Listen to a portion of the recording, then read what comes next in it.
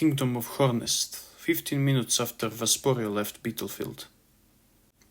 The kingdom of Hornest was a giant wasp nest that hung near the very top of the holy tree.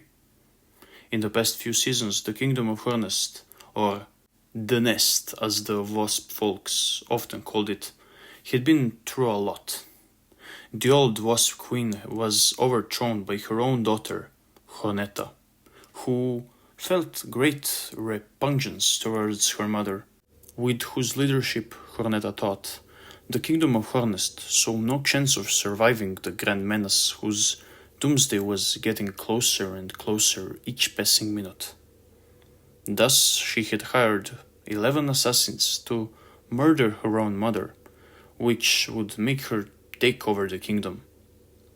She did not predict, however, that another adversity was waiting in the shadows for the queen to pass away.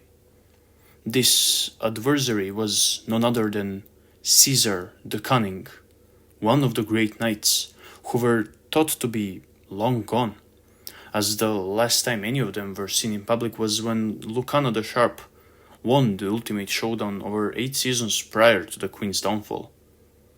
Thus, when Caesar emerged out of the shadows in which he was hiding to claim the nest for himself, Hornetta was devastated. Her assassins may have killed the queen, but there was no way that 11 mere assassin wasps could murder Caesar, the legendary giant Cicada wasp. So, Hornetta was left with no other option than an alliance with the cunning knight. "You may be a legend, but you were gone for ages. The nest has changed, and so have its citizens. You can't rule over them without royal blood. But I have a solution." She approached the cunning knight with an offer he could not refuse. "Go on, Princess Hornetta."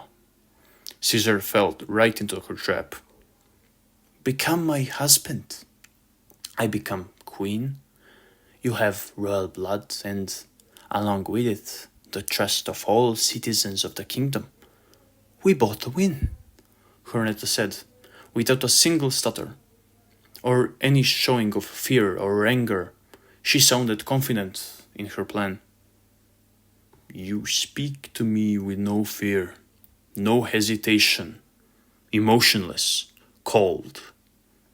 I like that, your highnessness," Caesar said and kneeled before Hornetta, taking her top right leg and kissing it.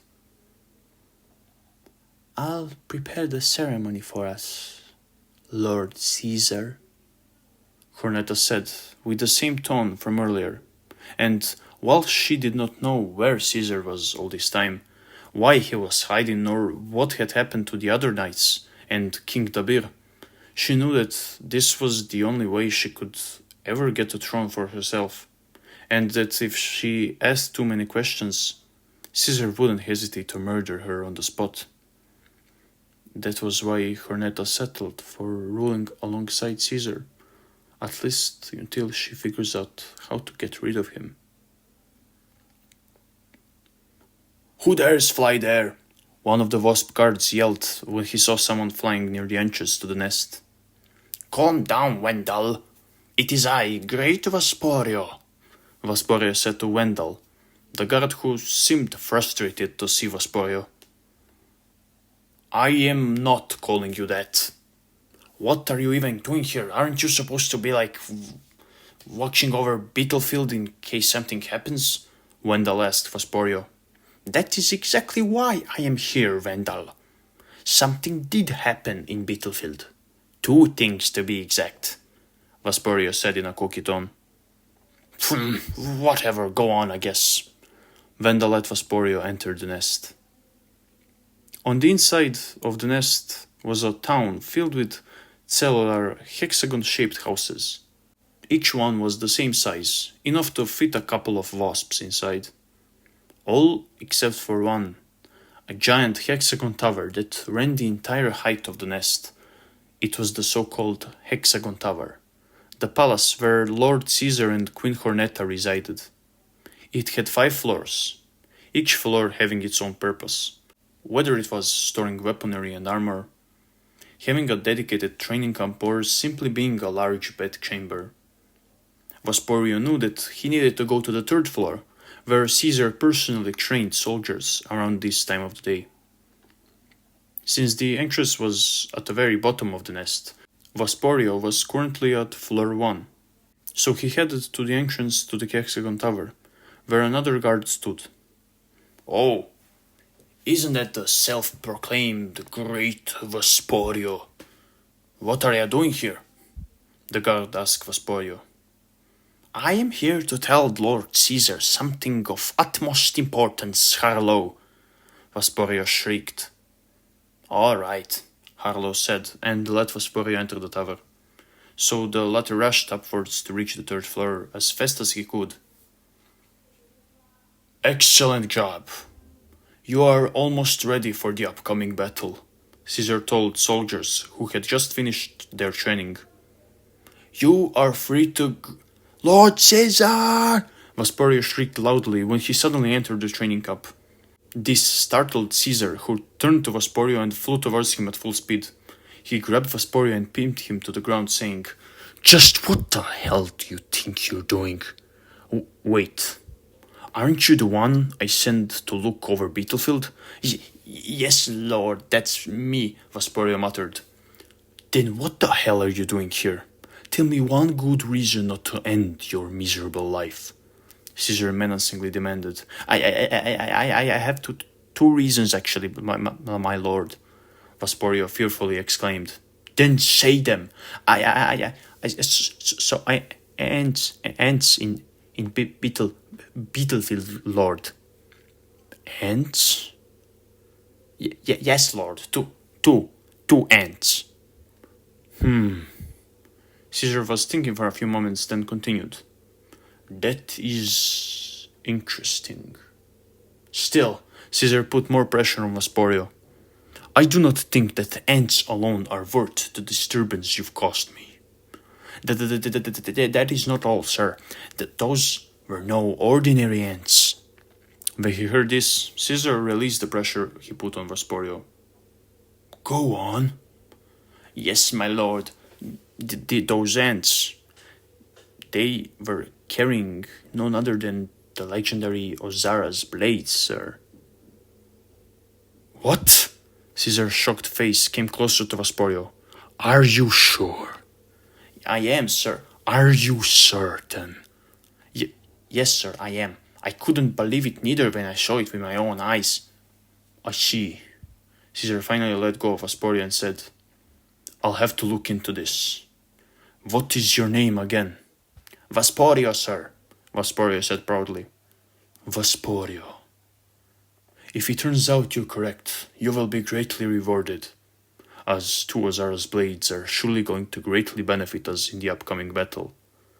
But if it turns out you are mistaken, well, I think you can picture your fate in that scenario," the cunning knight said. "You are dismissed until you hear from me. Go." Vespurio understood and left the tower without saying a word.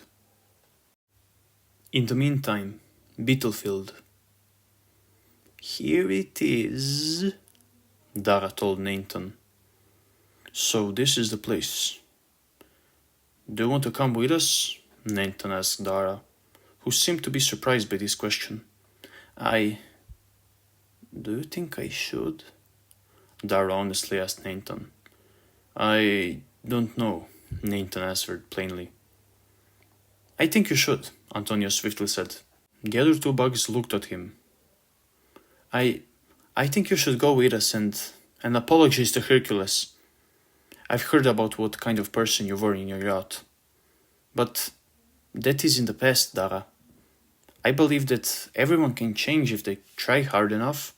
You did some some evil things in the past, but I can feel that you grew to regret it." Dara was silent. "Tell me, Dara, do you believe in karma?" the young ant asked the old ladybug. I do," she said after a bit of hesitation. I do too. If you do something good, a good thing will come back at you. And the opposite is true too. You've done some bad things in your past and it came back at you. You had suffered.